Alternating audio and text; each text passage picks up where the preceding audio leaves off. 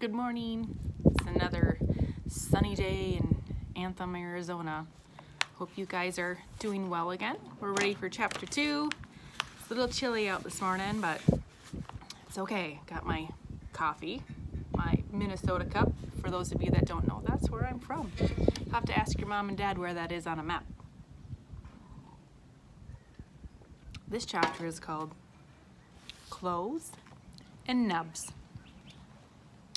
Lucille was still mad at lunch. I just don't get it, she grouched. How can anyone forget the Easter Bunny? The Easter Bunny brings candy. Lenny did a frown. He doesn't bring candy to me, Lucille said. The Easter Bunny is a different religion than me. I'm Jewish. Shirley nodded. I'm Jewish too, Lucille, she said. I've never been on an egg hunt before. What do you wear for something like that anyway? Lucille stood up and she fluffed herself. Well, since the Easter Bunny and I are the same religion, I'm going to wear a fancy Easter dress, Shirley, she said. Shirley thought for a minute. Then she nodded. Then I guess I will wear a fancy Jewish dress, she said. Does the Easter Bunny have anything to do with religion? I don't think so. Lenny's eyes lighted up. Really, Shirley? You mean you have your own clothing line? He asked. He smiled. Then I think I will wear some fancy Jewish pants, he said. My friend named Herbert tapped on his chin. Let's see. Since I'm Presbyterian, I guess I should wear Presbyterian pants, he said. He turned and looked at me. Presbyterian means we iron out our wrinkles, I think, he said. Just then, Sheldon slapped the table with his hand. Hey, I know. I will wear a fancy turban.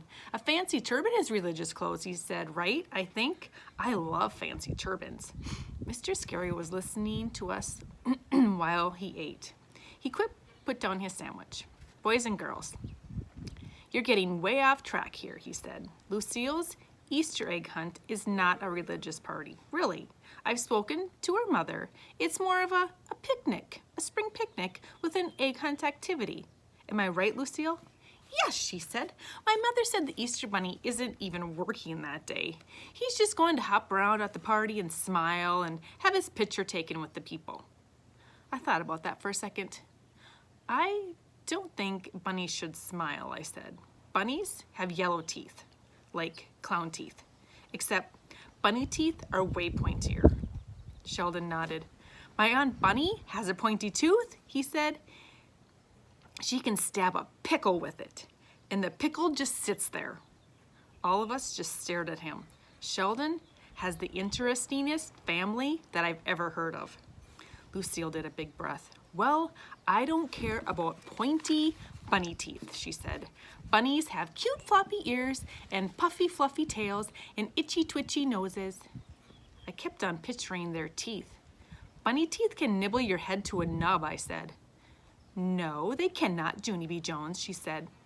Oh, yes, they can, Lucille. Whatever your last name is, I said, I saw it on Oprah. Mr. Scary glared at me. He ducked down in his seat, and I quieted my voice. Oprah has a lot of nub information, I said very soft. Mr. Scary glared again. I started to squirm. Teachers can spot a fib a mile away, I think. At recess, Lucille told us all about the party. She said there was going to be lots of delicious food to eat, plus also there was going to be an exciting prize for the Easter egg winner. And wait till you hear this, she said. My daddy is going to hide a real pretend golden egg, and whoever finds the golden egg will win the grand prize for the day. And that is a fabulous play date with me, Lucille. She twirled all around, and she hugged herself. And it's not just any old fabulous play date with me either, she said. The winner is going to get to go swimming with me in my heated indoor swimming pool that we just had enclosed. She did a little shiver and she rubbed her arms. Isn't that exciting, everyone? She said. Doesn't that give you tingles? She looked around. Well, doesn't it, huh? Doesn't it make you tingle all over? She said. All of the children looked curious at her. Herbert rocked back and forth on his feet. I think you meant tingles, he said. Jose nodded. See, Lucille, you definitely mean that, he said. Lucille squinted at those two. Tingles, tinkles, whatever. And my point is, a play date with me gives you goosebumps on your arms, he said. Just look at your arms, people. Do you see them? Do you see those goosebumps? All of us looked at our arms. None of us saw any goosebumps. We waited and we waited real patiently. And then finally, goosebumps, so shouted Sheldon. I see goosebumps, Lucille. He ran to her and pointed. Look, Lucille, see them? See my goosebumps? He asked. Lucille's face beamed very happy. Ooh, Sheldon, those are goosebumpies. Goosebumps? Ooh, they're the biggest goosebumps I've ever saw. Thank you. Thank you for those goosebumps, she said. After that, she gave him a big hug and she waved her fingers at us. Well, ta-ta, everyone. It's time for me to go look at myself in the cafeteria window.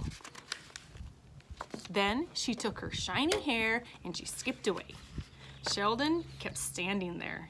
He was shocked from the hug, I think. Then all of a sudden, his whole face lighted up, and he began to shout, Lucille, wait up! I'll look at myself in the cafeteria window too, he shouted. He took off skipping after her. I smiled to see that. I think Sheldon has a crunch on Lucille, I said to my friend Herbert.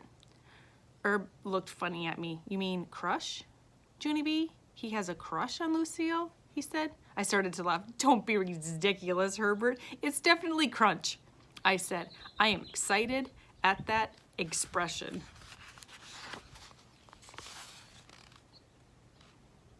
He's running after her. Herb looked funny at me again. I do not know why. After a minute, Sheldon and Lucille skipped past us. They were smiling and giggling and chasing one another. Sheldon was calling to me, Come back here, you springy little lamb, he said. I slapped my knee. Springy little lamb? He called her a springy little lamb? That's a hoot, I said. May heard me talking. It's not funny, Junie Jones. Can't you see what's going on? She said. Sheldon is trying to get in good with Lucille so she'll tell him where the golden egg is hidden. He's just trying to win the playdate to swim in her pool. She followed him with her eyes. He's not going to get away with it, though, she said. After that, she cupped her hands around her mouth and she shouted after him. You can just forget about it, Sheldon. Potts, I'm going to be the one who finds that golden egg. You're not. I've got my eyes on you like a red-tailed hawk. I looked at her very curious. May has a lot of bird parts, I believe. Also, she is a cuckoo. And that is not name-calling. That is the truth.